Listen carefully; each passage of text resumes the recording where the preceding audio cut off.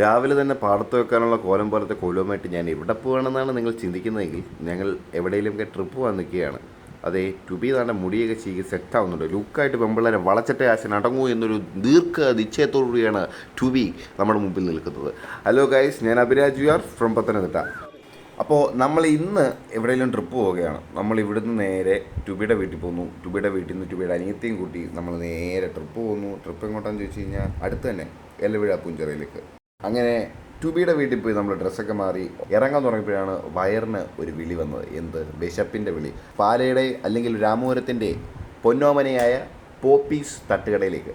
അവിടെ ചെന്നാൽ കിടിലൻ അൽഫാമും തട്ടി നമ്മൾ അവിടുന്ന് വണ്ടി എടുത്തുകൊണ്ട് പോവുകയാണ് നേരെ എലിവിഴ പൂഞ്ചിറയിലേക്ക്.